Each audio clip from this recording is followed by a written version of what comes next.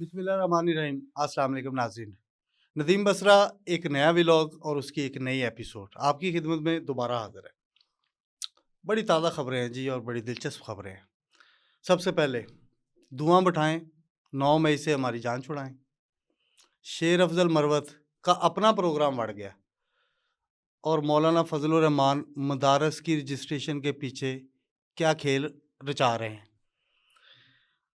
Toshakhana case 2 में फिर एक दफ़ा इमरान खान और बुशरा बीबी पे जो है फ़र्द जुर्म आयद कर दी गई है और बात पहुंच गई है फैसल वाडा के मुंह से बुशरा बीबी की तलाक तक।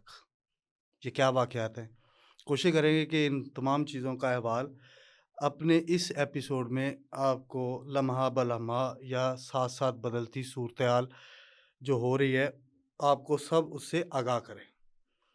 इससे पहले आपसे रिक्वेस्ट है कि डिजिटल प्लेटफॉर्म है हॉटस्पॉट हमारा, इसको सब्सक्राइब करें और बेल आइकॉन के बटन को दबाएं ताकि नए आने वाली वीडियोस आपको मिलती रहें।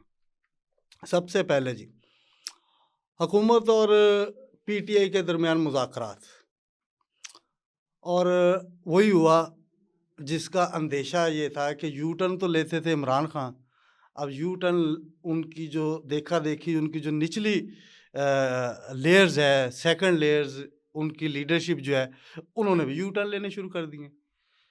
अब अल्टीमेट वो जिसे कहते हैं कि मिन्नते तरले शुरू हो गए हैं। पीटीआई की चेयरमैन बैरिस्टर गौहर, उन्होंने कह दिया है और उन्होंने वाज़ह तौर पे असेंबली में खड़े होके कहा है और उन्होंने रिक्वेस्ट की है असेंबली स्पीकर सरदार एयाज सादिक साहब को कि प्लीज़ आप ये धुआं बिठा दें, ये जो 9 मई का धुआं इतना उठा हुआ है, आप इसको बिठा दें, हमसे ये अब मज़ीद बोझ बर्दाश्त नहीं होगा। क्योंकि हुकूमत और पीटीआई के दरमियान मुज़ाकरात की हवा पीटीआई ने खुद ही छोड़ी, ये शोशा उन्होंने खुद ही छोड़ा है। हुकूमत की तरफ से तो कोई ऐसी बात हुई नहीं कि आएँ आप मुज़ाकरात करें, हमारे दरवाज़े खुले हैं। तो अब उन्होंने उनका मीडिया इतना सोशल मीडिया अग्रेसिव ट्रीट करता है कि उनकी सारी बातें जो झूठ है वो भी सच लगना शुरू हो जाती हैं। अब बैरिस्टर गौहर जो हैं वो स्पीकर असेंबली को दरख्वास्त कर रहे हैं कि पार्लियामेंट में ही हमारा जो है वो वाहद हल है, पार्लियामेंट के ज़रिए हमें एक रास्ता फ़राहम किया जाए, हमें ऑक्सीजन पार्लियामेंट के ज़रिए ही दी जाए। गौहर साहब, ये पार्लियामेंट तो फ़ॉर्म 40 और फ़ॉर्म 47 पे खड़ी है। आप इस पार्लियामेंट को फिर कैसे मानते हैं? तो आपका वो जो पुराना बयानिया है, वो किधर जाएगा? अगर आज आपको ये याद आ गया कि इस पार्लियामेंट ने आपको आगे सेफ पैसे या सेफ एग्ज़िट देना है, तो पहले वाली बातें जो हैं वो मुझे तो फिर समझ नहीं आती कि वो सच थी या झूठ थी। मुझे वैसे हैरानी है इस पे कि हुकूमत तो मुज़ाकरात कर नहीं रही और पीटीआई वाले कह रहे हैं, मेहरबानी करो जनाब थोड़ा जिहा साढ़े ते हत्थ हौला भी रखो। अच्छा, मुझे इस मुज़ाकरात को ना जब ये शुरू हो रहे थे और साहबज़ादा जो सुन्नी इत्तेहाद कौंसिल हैं के चेयरमैन हैं, उन्होंने जब अनाउंस किया और उसके बाद शेख वक़ास अकरम आ गए, असद कैसर आ गए और लोग आ गए कि हम मुज़ाकरात कर रहे हैं, मुज़ाकरात कर रहे हैं।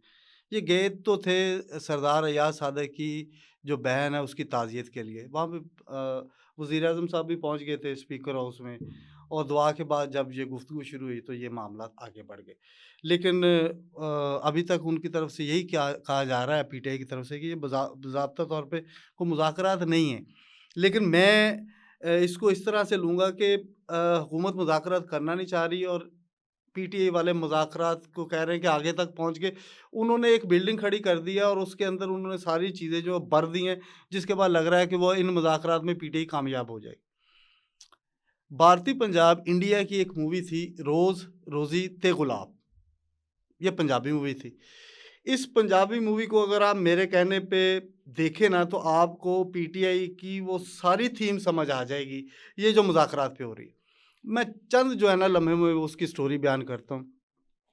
उसका हीरो जो था, उसके साथ अलमिया ये था कि जो भी रिश्ता आता था उसका इनकार हो जाता था और जितने भी उसके रिश्ते आते थे उसके घर तो लड़की वाले जैसे कुड़ी वाले कहने से वो नाराज़ होके चले जाते या वो कहते कोई ऐप ढूँढ देते कि ये लड़का तो निकम्मा है, ये फलान है। तो उनके जो करीबी दोस्त थे, जो हीरो के करीबी दोस्त थे, उन्होंने मशवरा दिया कि फलाँ उस्ताद ने एक बुक लिखी है, उस बुक के अंदर 100 नुस्खे हैं ज़िंदगी को कामयाब बनाने के। शादी को कामयाब कैसे बनाना है इसका भी नुस्खा था। आप ये किताब पढ़ लें और उसके मुताबिक तैयारी कर लें। हीरो साहब ने वो किताब ले ली, उसके अंदर सारे नुस्खे उसने पढ़ लिए। जब वो पहुँचा ना शादी वाले पोर्शन पे, तो वहाँ ये लिखा था कि लड़की ढूँढने की ज़रूरत नहीं है। आप लड़की के लिए प्लॉटिंग कर लें पहले, कि आप प्लॉटिंग की कोई लाहेअमल तय कर लें। वो क्या है, आप मैरिज हॉल बुक करवा लें, आप नाई को बुला लें, आप कार्ड छपवा लें, आप रिश्तेदारों को इत्तला कर दें, आप अपने दोस्तों को बता दें कि मेरी फ़लाँ तारीख को शादी होगी। उसने ऐसे किया, उसने मैरिज हॉल बुक करवा लिया, जो है वो शेफ़ मँगवा लिए, रिश्तेदार उनके घर आ गए, सारी चीज़ें हो गई। बारात घर से चल पड़ी, जब बारात पहुँची ना वहाँ पे मैरिज हॉल पे, तो उसके चचा ने पूछा कि बेटा दुल्हन वाले किधर हैं? तो आगे हीरो ने कहा कि अभी लड़की तो मैंने ढूँढी नहीं है। तो जिसके बाद उसने बड़ी हैरानी से जो है ना वो इज़हार किया कि लड़की नहीं है, तुम शादी करने आ गए हो यहाँ पे। लेकिन उस फ़िल्म के अंदर उनके दोस्तों ने एक प्लानिंग के तहत एक उधार पे जो है वो स्टेज एक्ट्रेस जो थी, उसे एक दुल्हन के तौर पे बना दिया था, और बाराती जो थे वहाँ पे बुलाए गए वो भी एक्ट्रेस थे, वो भी उधार के थे।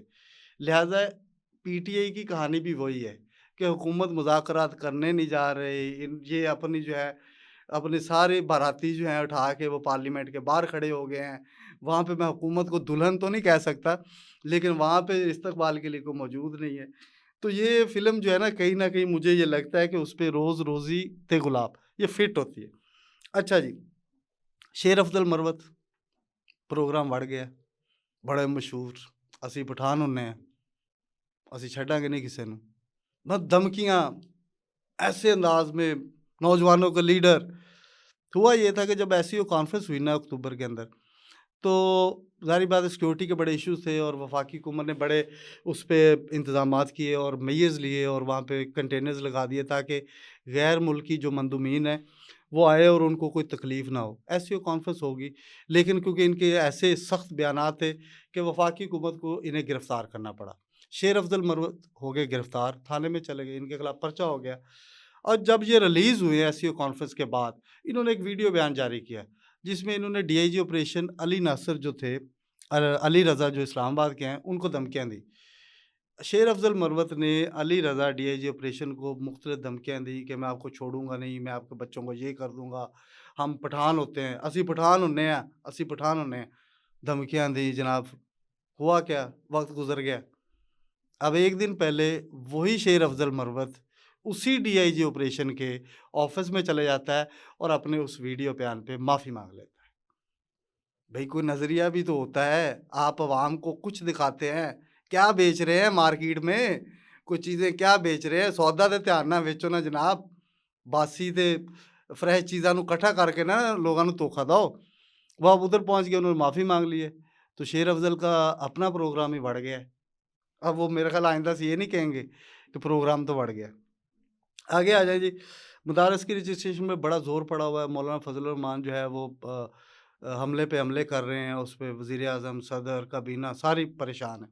अब हुआ ये है कि कुछ लोग जो ज़राए हैं वो ये बताते हैं कि नैब ने मौलाना फ़ज़ल रहमान को एक नोटिस दिया था, जिसमें उन्हें कहा गया था कि आपने जो आपने गोशवारे जमा करवाए हैं ना असेंबली के अंदर, और जो गोशवारे आपने इलेक्शन कमीशन में जमा करवाए हैं, उन वो अदम यानी कि उनके अंदर कोई जो है ना मुसाबकत नहीं आ रही।